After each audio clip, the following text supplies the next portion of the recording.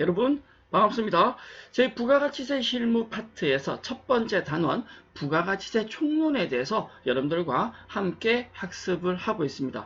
지난 시간까지 저희가 부가가치세 총론에서 부가가치세 개요, 부가가치세 신고와 납부에 대해서 살펴보셨는데, 지난 시간 저희 부가가치세 신고와 납부에서 일부분 부가가치세에 대한 과세기간, 신고와 납부, 환급에 대해서 살펴보셨고요. 이번 시간 저는 여러분들과 함께 납세 의무자, 부가가치세라는 세금을 누가 납부를 하느냐, 납세 의무자, 그리고 어디에 납부를 하느냐, 납세지, 더불어서 총괄 납부, 사업자 단위 과세 내용까지 살펴보도록 하겠습니다. 부가가치세를 제대로 학습하겠다는 의지가 뿜뿜 하셨다면 지금부터 강의 시작해 보도록 하겠습니다. 자, 먼저 만나실 내용은요, 바로 이 부가가치에 대해서 내는 세금인 부가가치세 납세 의무자에 대해서 살펴보겠습니다. 우리가 납세 의무자라고 하면 다른 말로는 납세자라고 하고요. 이 납세자의 반대가 담세자죠. 저희가 앞에 학습한 부가가치세 특징 중에 중요한 특징 하나, 부가가치세는 간접세다라고 했습니다. 따라서 납세자는 사업자이지만 담세자는 누구라고요? 그렇죠. 담세자는 소비자이다. 따라서 납세자와 담세자가 같냐? 아니다. 다르다. 같지 않다. 그걸 부가세 특징 중에 하나, 간접세라고 얘기를 했었죠. 자, 우리가 부가가치세 납세 의무자에 살펴볼 건데요.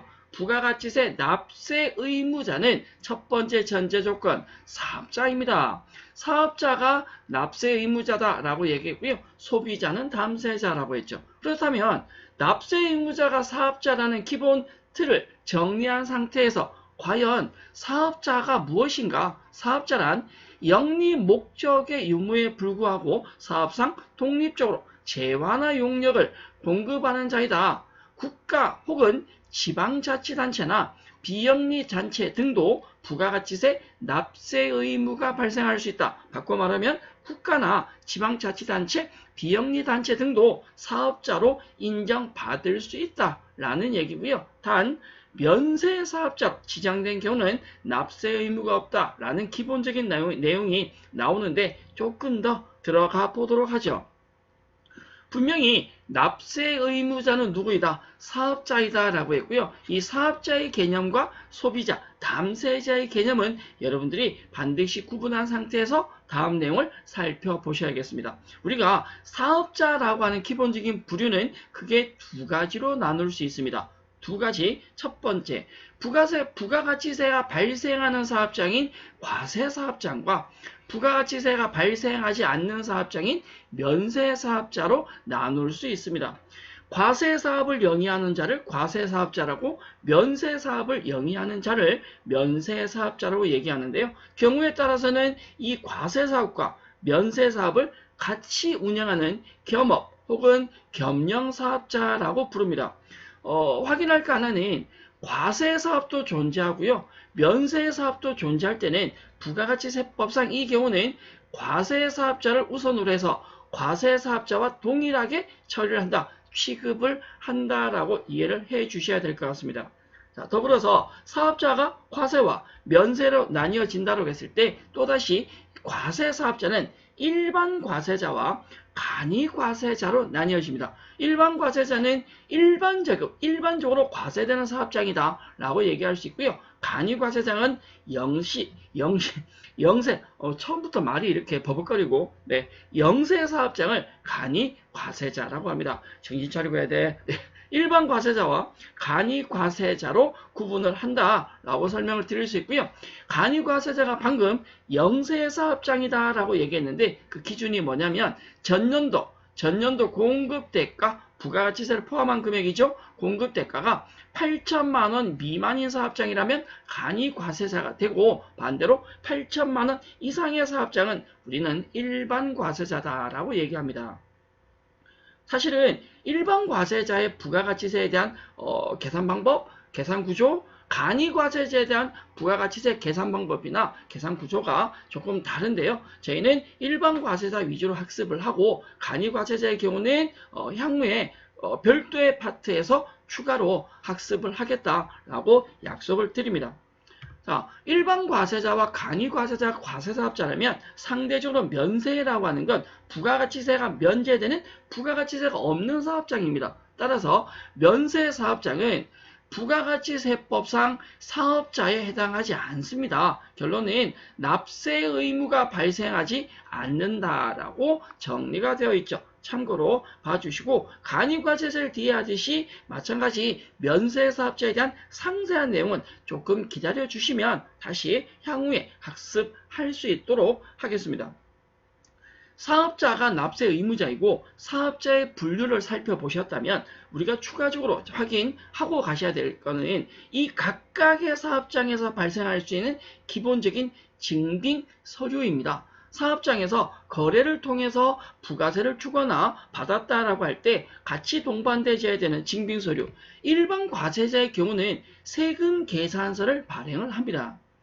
간이과세자의 경우는 원칙적으로는 세금 계산서가 아니라 간이 영수증을 발행을 하게 되어 있는데요. 최근에 세법이 개정되면서 간이과세자도 세금 계산서를 발행할 수 있도록 그 범위의 폭이 조금 넓어졌습니다. 다만 간이과세자의 전제 조건이 전년도 공급대가가 8천만 원이다 라고 얘기를 드렸는데요. 이 8천만 원 미만의 사업장인 간이과세자 중에서 전년도 공급대가가 4,800만 원 이상인 경우는 전년도 공급대가가 4,800만 이상인 경우는 간이영수증이 아니라 뭘 발행할 수 있다? 세금 계산서를 발행할 수도 있다. 여러분들이 조심할 건 과거에는 간이과세자는 세금 계산서를 발행할 수 없었습니다. 세금 계산서 발행할 수 없고 무조건 선택의 여지가 없는 거죠. 무조건 간이영수증을 발행해야 되었지만 현재는 간이과세자 중에서도 전년도 공급대가가 4,800만 이상이라면 일반 과세자처럼 세금 계산서를 발행할 수도 있다. 이 상황이 과연 어떻게 다르고 어떤 차이점이 있는지는 제가 뒤쪽에서 오늘 제일 많이 한 얘기네요. 이 내용은 뒤쪽에서 살펴보겠다. 일단 제가 오늘은 일반 과세자는 세금 계산서를, 간이 과세자는 간이 영수증 혹은 OR이죠. 세금 계산서는 이게 선택이 아니라 공급 대가 금액에 따라서 차이가 납니다. 4,800만 원 미만은 간이 영수증, 4,800만 원 이상은 세금 계산서 이렇게 구분해 주시고 마지막으로 면세사업자는 부가세가 발생하지 않는다라고 했죠. 따라서 면세사업자는 계산서라는 증빙을 발행을 합니다. 우리가 하나 짚고 넘어갈 건요. 우리가 과세사업자를 얘기할 때 법인사업자와 개인사업자라는 얘기를 많이 했거든요. 앞에 과세기간 얘기하면서 법인사업자는 부가가치세를 4번 신고하고 4번 납부한다. 반면에 개인사업자는 신고는 2번이고 납부는 4번이다. 개인사업자는 예정 때 신고하지 않고 고지납부를 하기 때문에 신고 횟수보다 납부 횟수가 많다라고 했는데 그럼 법인과 개인은 어디에 들어가냐? 바로 이 일반 과세자 안에 법인도 존재하고 법인사업자도 존재하고 개인사업자도 존재합니다. 그 내용은 참고하시고 저는 다음 내용으로 넘어가도록 하겠습니다. 그렇다면 사업자의 기본 요건, 어떨 때 사업자가 되냐? 사업자의 종류를 보셨다면 어떨 때 사업자가 되냐라고 한다면 부가가치세법상 과세되는 재화 또는 용역을 공급하게 되면 과세되는 부가세가 발생하는 재화나 용역을 공급하면 사업자가 됩니다. 그럼 반대로 과세되지 않는 재화나 용역을 공급하면 면세사업자가 되죠. 면세사업자는 부가가치세법상 사업자가 아니다. 네, 아니다 X, 아니다라고 얘기를 할 수 있습니다. 이 사업자의 전제적인 요건은 영리 목적의 여부는 불문한다. 영리 목적은 상관이 없다. 영리 목적은 고려하지 않는다라는 거죠. 따라서 비영리 법인이나 국가, 지방자치단체 등도 경우에 따라서는 사업자의 분류에 포함되어서 납세 의무가, 여기서 말하는 납세 의무는 부가가치세 납세 의무이죠. 발생할 수 있다. 예를 들어 저희 자격시험이나 일반 시험 파트에 비영리 법인이나 국가, 지방자치단체 등은 영리성을 가지지 않기 때문에 부가가치세 납세 의무가 발생하지 않는다라고 하면 틀린 말이다라는 거죠. 경우에 따라서는 발생할 수 있습니다. 사업자 요건의 마지막 요건은 바로 사업상 독립성입니다. 사업자란 영리 목적에 불구하고 영리 유무에 불구하고 사업상 독립적으로 재화나 용역을 공급할 수 있어야 되는데요. 예를 든다면 회사의 종업원 등은 자체적으로 독립성이 없기 때문에 사업자에 해당하지 않는다라고 얘기를 할 수 있습니다. 기본적인 사업자의 요건의 경우는 가장 중시되어야 될 부분은 바로 비영리 혹은 비영리 법인이나 국가, 지방자치단체 등도 납세 의무가 발생할 수 있다, 사업자에 해당될 수도 있다라는 내용이고요. 사업자의 분류는 조금 정리를 해 두시고 다음 내용으로 넘어가시는 것이 좋지 않을까 생각합니다. 첫 번째 부가가치세 납세 의무자에 대해서 살펴보셨고요. 부가가치 납세 의무자에 대한 구분, 납세 의무자를 조금 더 정리를 한번 해볼까요? 부가가치세 납세 의무자의 영역적인 부분 파트라고 한다면 재화나 용역에 공급하는 사업자와 재화를 수입하는 사업자로 구분해서 이야기를 표현을 할 수 있는데요. 재화나 용역에 공급한다는 건 재화나 용역을 공급하는 사업자가 매출하는 사람을 말하는 거죠. 공급자가 될 것이고요. 재화를 수입하는 경우는 재화를 수입하는 자가 됩니다. 사실은 저희가 재화의 수입도 앞에 기초 부분보다는 별도의 재화의 수입 파트에서 학습을 할 건데 간단히 살펴본다면 재화나 용역을 공급하는 사업자라고 하는 건 재화나 용역을 공급하는 자가 그 사업자가 재화나 용역을 공급할 때 우리가 거래 징수라고 얘기했죠. 공급자가 공급을 하면 부가가치세가 발생한다. 매출세. 그럼 매입한 사람은 매입세액이 발생해서 나중에 공제를 받아야 합니다. 그 상황을 기본적으로 증빙하는 서류, 그걸 우리가 세금 계산서라고 얘기하죠. 부가가치세를 주고받았는 걸 증빙하는 서류, 증빙서류를 세금 계산서라고 하는데, 매출한 사람은 매출하면서 부가세를 받고 매입한 사람 매입하면서 부가세를 지급을 했다라면 서로 그걸 증명하기 위해서 세금 계산서를 주고받는다. 그게 거래 징수라고 했는데, 바로 이 세금 계산서는 누가 발행을 하느냐? 재화나 용역을 공급하는 자가 발행한다 라고 우리가 앞서서 이미 학습을 했던 내용입니다. 참고로 봐주시고요. 재화를 수입한다라고 한다면 재화를 수입할 때도 부가세가 발생하니까 세금 계산서가 발생하게 되는데, 재화를 수입할 때 세금 계산서는 공급자가 발행하는 것이 아닙니다. 우리가 재화를 수입한다라는 건 외국 회사에서 수입해올 때 외국 회사가 세금 계산서 발행해서 우리한테 주는 것은 아니다라는 거죠. 원칙적으로 세금 계산서는 재화나 용역을 공급하는 자가 발행하는 게 원칙이지만, 예외적으로 재화를 수입할 때는요, 누가 교부하냐? 세관장이 교부합니다. 일반적인 저희 자격시험의 함정으로 굉장히 많이 나오는 내용입니다. 실무적인 작업을 할 때 기본적인 매입이나 매출은 상대방 거래처가 세금 계산서를 발행해서 주고받게 되지만, 재화를 수입할 때는 거래처가 아니라 세관장이 세금 계산서를 발행하게 됩니다. 눈여겨봐 주시고, 재화를 수입하는 경우는 앞에 설명드렸듯이 사업자 여부와 무관하게 누가 수입했는지와 상관없이 세관장이 징수하는 관세법, 이 관세법이란 표현은 그게 중요한 건 아니고요. 세관장이 징수하는 부가가치세를 부담해야 된다라고 나옵니다. 앞에도 설명을 드렸는데, 과세사업자가 있고 면세사업자가 있을 때 과세는 과세대로, 면세는 면세대로 있는 경우가 아니라 특정 사업장은 과세사업과 면세사업을 같이 있는 사업장이 있습니다. 그걸 우리는 겸업사업자, 겸용사업자라고 하고요. 이 경우는 면세보다는 누가 우선을 해? 과세가 우선을 해서 겸업사업자는 과세사업자로 분류하게 됩니다. 사실은 겸업사업자는 과세기준이니까 과세기준에서 정리하면 되고요. 나중에 향후에 면세에 대해서 다시 깊이 있게 학습을 하신다면 조금 더 내용이 추가되고 정리가 될 것입니다. 우리 기본적인 납세 의무자에 대해서 살펴보셨고요. 그럼 납세 의무자가 나왔다. 누가 부가가치세를 낸다라는 게 나왔다면 과연 이 부가가치세를 어디에 내냐라는 거야. 그걸 우리는 납세지라고 합니다. 부가가치세에 대한 납세지란, 세금을 내는 곳이란 사업자가 신고, 납부 등의 부가가치세법상의 의무를 이행하는 장소를 말합니다. 따라서 사업장 소재지가 부가가치세 납세지에 해당합니다. 우리 부가가치세 누가 내냐? 사업자가 낸다라고 했습니다. 그럼 부가세 어디 내냐? 그 사업자가 존재하는 장소라는 거죠. 그럼 납세지라고 하는 건 한마디로 말하면 부가가치세 납세지는 사업장 소재지이다. 사업장마다 부가가치세 신고 납부하는 것이 원칙이기 때문에 사업장마다 사업장이 있는 장소에서 부가세를 납부한다는 거고요. 그렇다면 사업장이 어디냐? 사업장이란 사업자 또는 그 사용인이 상시 계속 있으면서 거래 전부 또는 일부를 행하는 장소를 말한다라고 하는데요. 기본적인 우리가 먼저 짚고 갈 건 납세지는 부가세는 어디에 낸다? 사업장의 소재지에서 낸다. 그러면 어디가 사업장이냐라는 거죠. 이건 업태에 따라서 차이가 조금 있을 수 있습니다. 살펴볼까요? 첫 번째 볼 사업장의 구분은 바로 제조업입니다. 제조업의 경우는 최종 제품 완성 장소를 사업장이라고 합니다.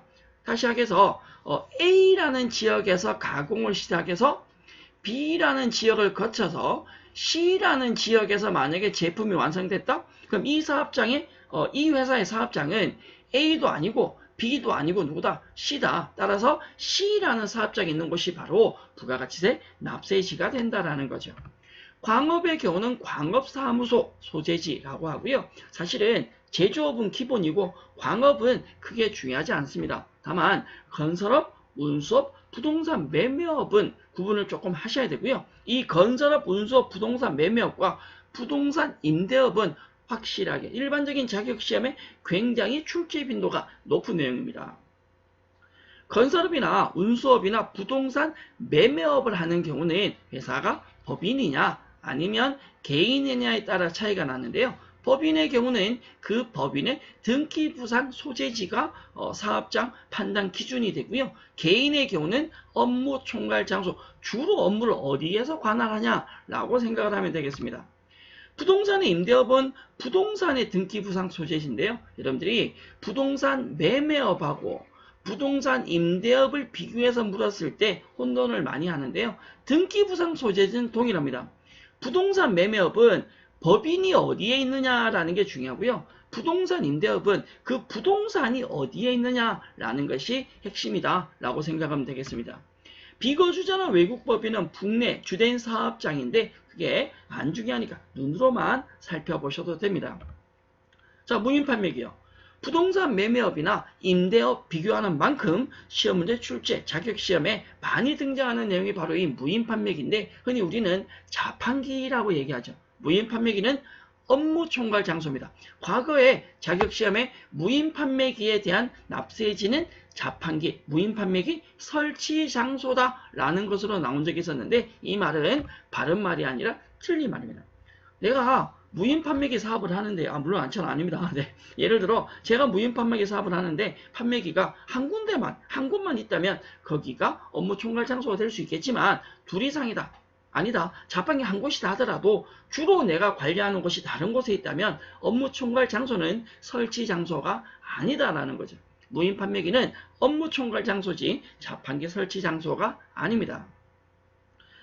또한 직접 판매가 이루어지는 직매장, 직접 판매가 이루어지는 직매장이라는 것이 있고요. 직매장이라는 것이 있고 물품 보관 창고의 개념에 해당하는 하치장이라는 것이 있을 때 이 직매장하고요 하치장은 완전히 다릅니다.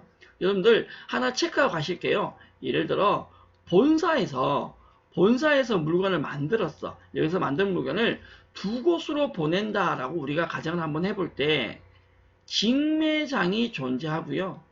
하치장이 존재한다로 가정을 한번 해보겠습니다. 직매장과 하치장의 차이가 뭐냐면 직매장은요. 직접 판매가 이루어지는 매장입니다. 따라서 이 직매장은 사업장의 요건에 해당합니다. 바꿔 말하면 직매장은 뭐다? 사업장이다 라는 거고요. 하치장은 판매가 이루어지지 않고 단순한 물품 보관 창고의 개념입니다. 따라서 하치장은 사업장이 아니다라는 거예요. 이거로 표현하면 본사에서 만든 물건을 직매장으로 보내면요. 이건 부가가치세가 과세가 됩니다. 반대로 하치장으로 보내는 것 부가세가 과세되지 않습니다. 자, 하치장은 어차피 과세 안 되니까 사업장도 아니니까 고민할 필요가 없으나 문제는 뭐다? 직매장이다. 본사에서 만든 물건을 판매하려고 직매장에 보내는 건 실제 매출은 아니죠.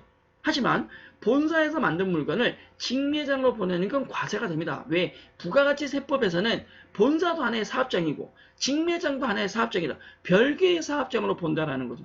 부가가치세는 인세가 아니라 물세이고요. 부가가치세가 과세되는 단위가 사업장 단위입니다. 일단 저희 오늘은 부가가치세에서 직매장과 하치장이 있을 때 차이점. 직매장은 사업장이지만 하치장은 사업장이 아니다. 이 내용은 꼭 구분해 주시면 좋겠습니다. 뭐 직매장 보냈을 때 과세가 된다. 하치장 과세가 안 된다. 이 내용은 어떻게 뒤에서 다시 살펴보도록 하겠습니다. 부가가치세 납세지는 납세지는 사업장 소재지이다 라고 했는데 어떨 때 사업장이 되는지 사업장의 요건, 사업장의 전제 조건 살펴보셨고요. 박람회나 행사를 위해 설치한 임시사업장이 있을 수 있습니다. 임시사업장은 직매장이냐 하치장이나 고민할 필요 없습니다. 기존 사업장에 포함을 해서 본다라고 생각하면 됩니다. 별도의 판매장이 있다. 그럼 판매장으로 본다라고 생각하시면 되겠고요. 복수계 사업장이 존재한다. 자, 이 내용은 여러분들이 굉장히 중요한 내용입니다. 네, 제가 심도 있게 준비한 내용인데요. 네, 기대하셔도 좋습니다. 복수계 사업장이 존재할 때 부가가치세와 소득세 납세지에 저희가 부가가치세 수업을 하고 있는데 뜬금없이 갑자기 부가세가 아닌 소득세가 나와 있네요. 중요하니까 제대로 살펴보셔야 됩니다. 자, 우리 회사가 사업장이 3개야. 네, 제가 다니는 회사가 사업장이 3개입니다. 서울도 있고 대전도 있고 대구도 있어. 저는 잘 나가. 네, 좀 잘 나가요. 내가 3개의 사업장이 있는데 우리 회사에 대한 대표님의 거주지가 어디냐? 울산이다 라고 가정을 한번 해보죠. 다시 시작해서 대표님이 울산에 사시면서 서울에도 사업장이 있고 대전에도 있고 대구에도 있단 말이에요. 이런 경우에 부가가치세와 소득세, 납세지가 어떻게 되냐라는 건데 부가가치세는 방금 설명드렸지만 납세지가 사업장 소재지다라고 했거든요. 한번 살펴보죠. 3개의 사업장이 있을 때 이 3개의 사업장에 대한 납세지, 부가가치세를 어디에서 내느냐, 소득세를 어디에서 내느냐라는 내용인데요. 먼저 부가가치세는 서울 사업장의 부가세는 서울에서 내야 됩니다. 왜? 사업장 소재지죠. 대전 사업장의 부가세는 어디에서 내요?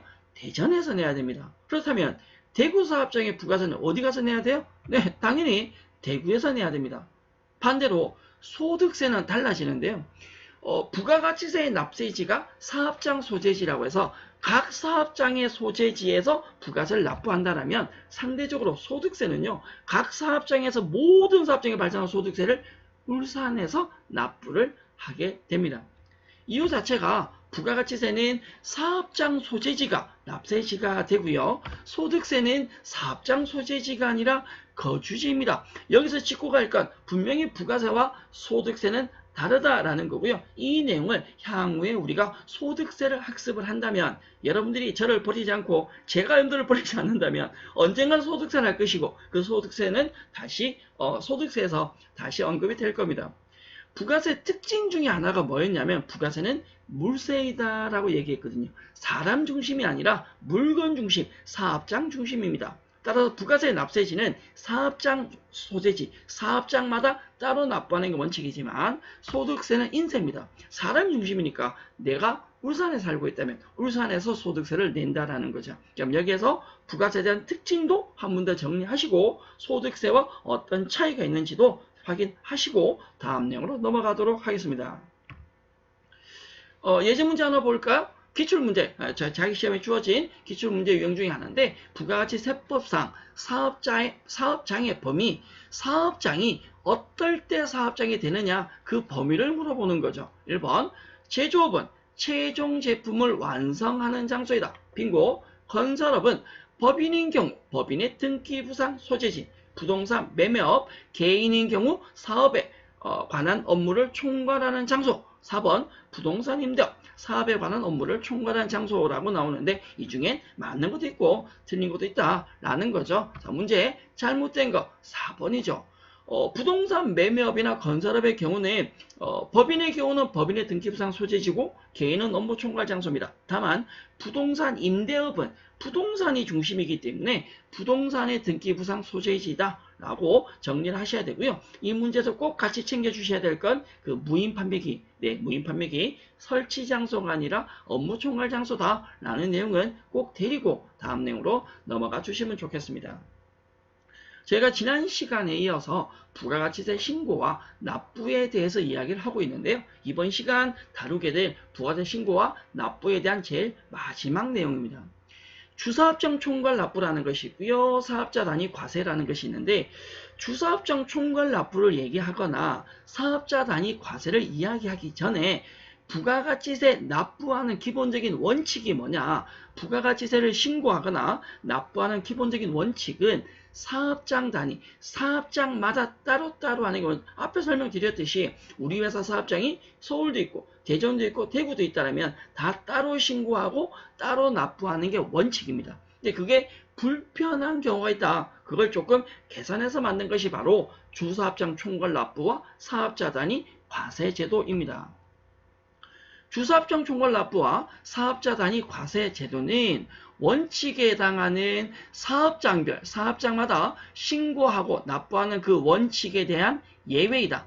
이거로 말하면 원래는 사업장마다 따로 하는 게 원칙이다. 근데 예외적으로 이렇게 하는 경우도 있다. 주사업장 총괄 납부는 납부만 주사업장에 총괄한다라고 나오는데요. 이름에서 이미 나옵니다. 자, 주대인 사업장에서요. 어디에서요? 주대인 사업장에서 뭐 해서? 총괄해서 뭘 하겠다? 납부를 하겠다라는 건데 바로 이 주사업장 총괄 납부와 사업자 단위 과세 제도가 어떻게 다른지 정리를 한번 해보도록 하죠. 먼저 주사업장 총괄 납부라고 하는 건요. 신고는 사업장마다 따로 합니다. 뭐만? 납부만 주대인 사업장에서 합니다. 조금 줄여진 형태죠. 신고의 편의를 봐서 주대인 사업장은 법인의 경우와 개인의 경우에 선택지가 다릅니다. 법인은 본점도 선택할 수 있고 지점도 주대인 사업장으로 선택할 수 있지만 개인 사업자는 주사무소, 주대인 사업장만 주사업장으로 선택할 수 있습니다. 사업자 단위 과세라고 하는 건요. 사업자 등록, 세금계산서, 납부 모두 전부 다 한 곳인 주사업장에서 총괄한 형태인데 자 그렇다면 이미 차이점 나왔습니다. 부가가치세는요. 사업장 관련된 사업자 등록을 하고 세금계산서 발행도 하고 부가가치세 신고도 하고 납부도 하는데 주사업장 총괄 납부는 나머지 모든 것은 다 사업장마다 따로 한다. 뭐만 한 군데서 납부만 한 곳에서 하겠다가 주사업장 총괄 납부고요. 사업자 단위 과세 제도는 그 모든 걸 전부 다 한 곳에서 다 하겠다라는 거죠. 사업자 단위 과세 제도의 주대인 사업장은 법인은 본점만 선택할 수 있고요. 법인은 본점, 개인 사업자는 주사무소입니다. 자, 그럼 차이점 하나, 이 부분이죠. 지점. 주사업장 총괄 납부는 법인의 경우에 본점도 되고 지점도 되지만 사업자 단위 과세는 법인의 경우에 지점이 되지 않습니다. 본점만. 이런 부분은 자격시험에 나오면 굉장히 혼돈될 수 있으니까 조금 눈여겨봐 주셔야겠습니다. 사업자 단위 과세에서 설명드렸지만 본점에서 모든 사업을 다 총괄하기 때문에 사업자 등록을 했으면 만들어지는 사업자 등록 번호도 주사업장에서 하나의 번호로 모든 업무가 다 이루어지게 됩니다. 추가적인 내용 한번 보시면 주사업장 총괄 납부 또는 사업자 단위는 내가 하고 싶다고 해서 되는 것이 아니라 신청이라는 절차를 거쳐야 됩니다. 물론 자격 제한은 없습니다. 신청만 하면 다 인정을 해줍니다. 그러나 그냥 있는다고 해서 되는 건 아니고요. 신청을 해야 되고 아니다 난 그만하겠다. 그때는 반드시 포기 신청도 하셔야 됩니다. 해당 과세 기간이 개시, 사업 시작하기 20일 전까지. 자, 예를 들어서 우리가 부가가치세는 1기와 2기로 나뉘죠. 6개월씩 2기 예정이 7월 1일 날 시작하는데 나는 2기 예정부터 총괄 납부하겠다. 아니면 사업자들이 과세하겠다 그러면 2기 예정이 시작하는 이 7월 1일을 기준으로 해서 이 날짜보다 며칠 이전에 20일 이전에 관할 세무서장에게 신고서를 제출해야 합니다. 신고서 제출하면 대부분 다 인정을 해준다. 특별한 경우를 제외하고는. 주사업장 총괄 납부, 즉 사업자 단위 과세 제도가 되어 있을 때 직매장 반출이 있습니다.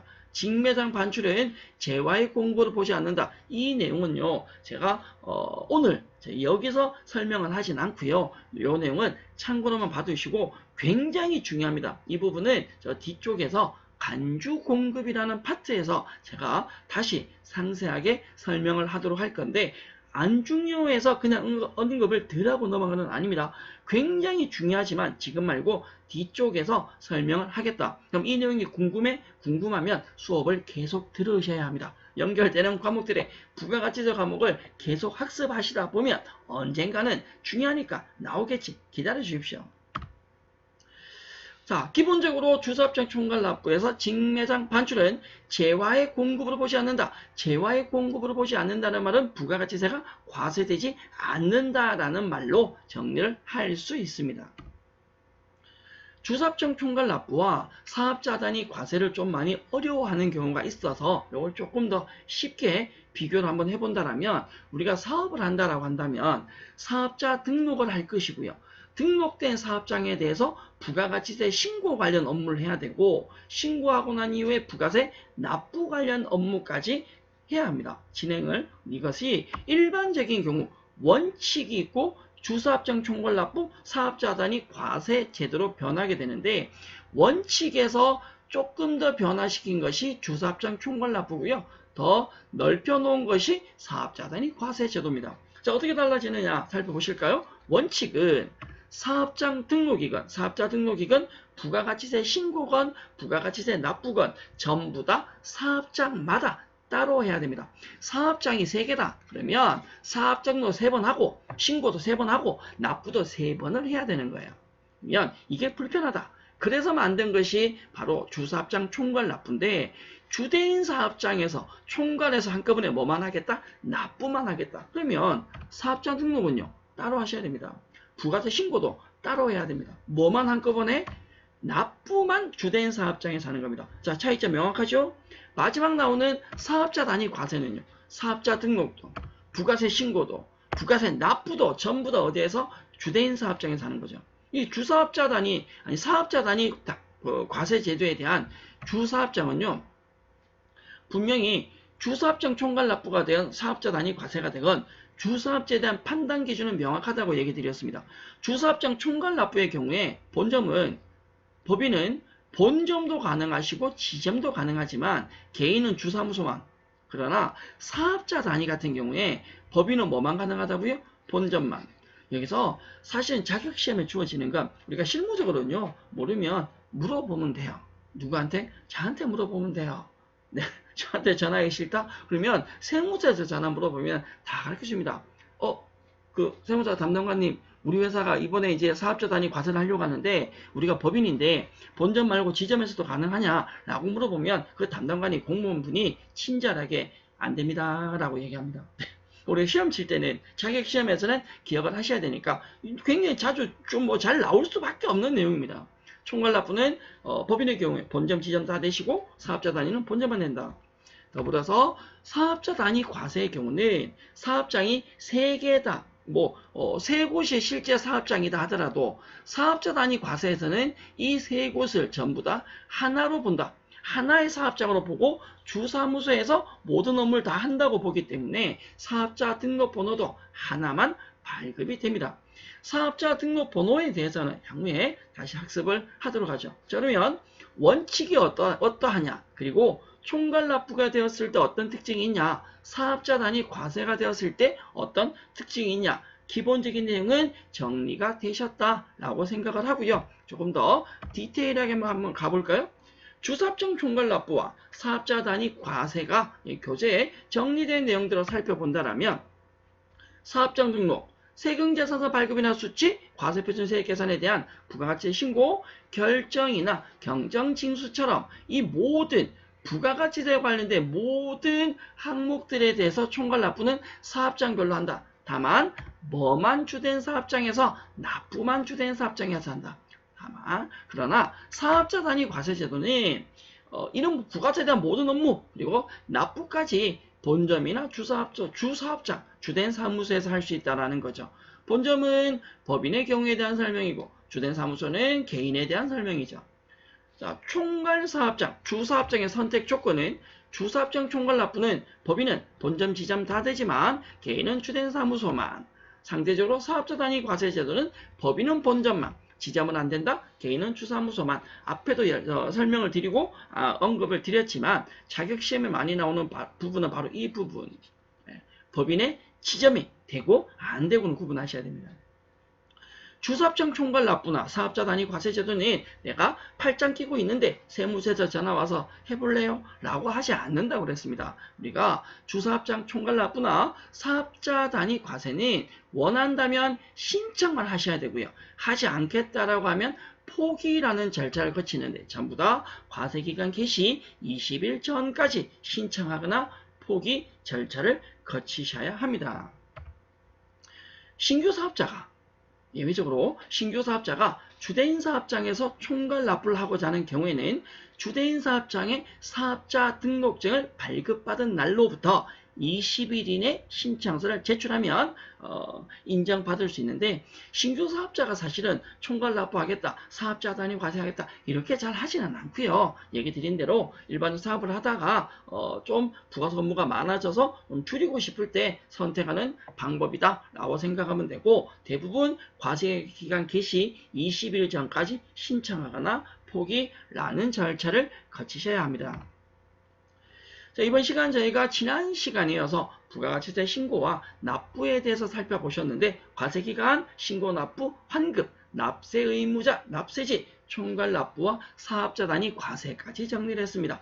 기본적인 이론 내용들에 대해서 한 번 더 학습을 하시고 저희는 출제 유형, 자격, 시험 문제 유형 간단하게 몇 문제만 검토해 보도록 하죠. 자, 1번입니다. 홍길동은 일반 과세 사업자로 2000X1년 9월 1일에 사업을 시작했답니다. 이 경우에 과세기간이 언제냐? 2기 과세기간은 원칙적으로 2기라고 하는 건 원칙적으로 7월부터 시작해서 12월이죠. 뭐 지금 문제에서 예정 확정을 구분해서 묻는 건 아니니까 7월부터 12월이 원칙적인 기간인데 9월 1일에 사업을 시작하고 사업자 등록 신청을 했다면 당연히 9월 1일부터 언제까지 12월 31일 신규 사업자는 사업 개시일에서 과세기간 종료일이죠. 문제 답은 확인할 수 있습니다. 2번이고요.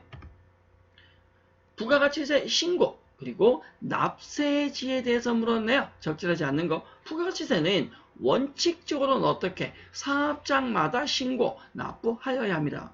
재화나 용역의 공급이 이루어진 장소, 즉 뭘 기준으로요? 사업장을 기준으로 납세지, 사업장 소재지가 바로 납세지다라고 얘기를 했고요. 둘 이상의 사업장이 있는 경우에 신청 없이 주대인 사업장에서 총괄 납부할 수 있다. 이거 아니라고 그랬는데, 그죠? 총괄 납부가 되건 사업자 단위 과세가 되건 내가 팔짱 끼고 있는데 세무서에서 알아서 해주지는 않습니다. 원한다면 신고를 내가 신청을 해야 되고 그만할 때도 포기를 한다. 과세기간 종료일 기준 20일 전까지 하셔야 된다라고 했습니다.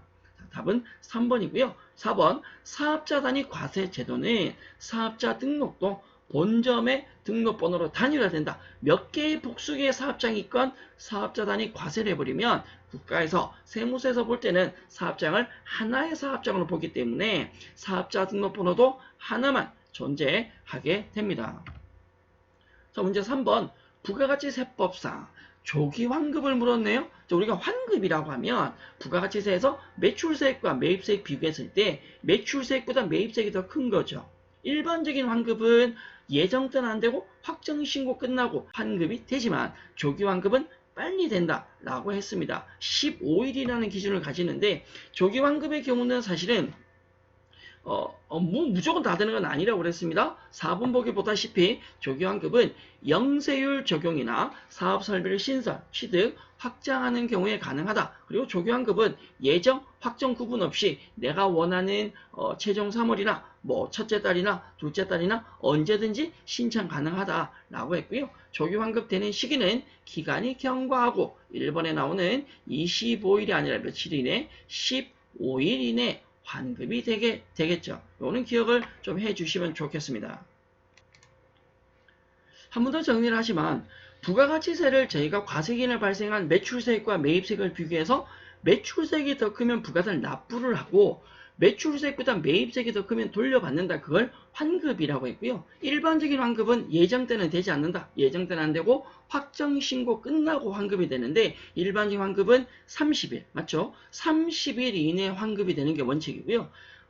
조기환급 뭐 영세율 사업장이거나 새로운 설비 같은 걸 투자를 많이 했을 때는 조기환급 신청이 되는데 조기환급은 신청일이 지나고 15일 이내에 환급이 된다라는 내용은 구분해 주면 좋겠습니다.